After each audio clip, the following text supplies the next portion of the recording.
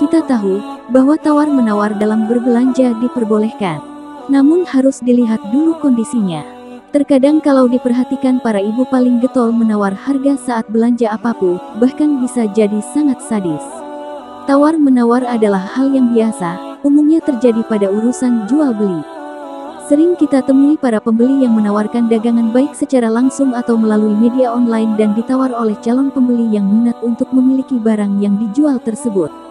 Barang akan diserah terimakan ketika sudah ada kesepakatan antara keduanya. Hukum tawar-menawar dalam Islam berdasarkan firman Allah dalam Al-Quran ialah halal atau diperbolehkan selama dijalankan sesuai sumber syariat Islam. Tak apa jika berada dalam suatu perniagaan, jual-beli, dilakukan tawar-menawar harga hingga tercapai kesepakatan kedua belah pihak agar tidak ada rasa keterpaksaan dalam urusan jual-beli tersebut. Berikut firman-firman Allah yang menjelaskan hal tersebut. 1. Quran Surah An-Nisa ayat 29. Wahai orang-orang yang beriman, janganlah kamu saling memakan harta sesamamu dengan jalan yang batil kecuali dengan jalan yang dilakukan atas dasar suka sama suka di antara kamu. Penjelasan dari firman Allah tersebut ialah diperbolehkan melakukan tawar-menawar dalam urusan jual-beli agar tidak ada salah satu yang merasa dirugikan karena telah menjual dan membeli atas dasar suka sama suka.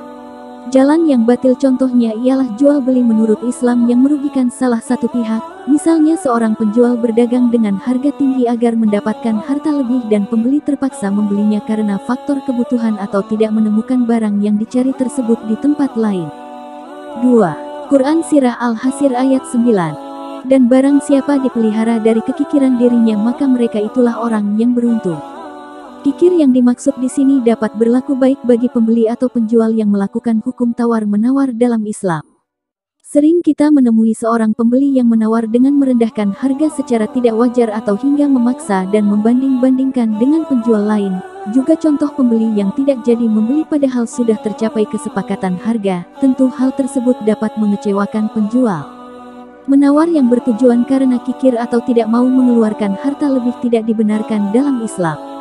Karena etika jual beli dalam ekonomi Islam wajib diutamakan agar sama untung antara penjual dan pembelinya. 3. Quran Surah Al-Munafikun ayat 9. Hai orang-orang beriman, janganlah hartamu dan anak-anakmu melalaikan kamu dari mengingat Allah, barang siapa yang berbuat demikian maka mereka itulah orang-orang yang rugi. Dalam perdagangan, yang dicari ialah keberkahan dan relasi serta kepercayaan dari pembeli.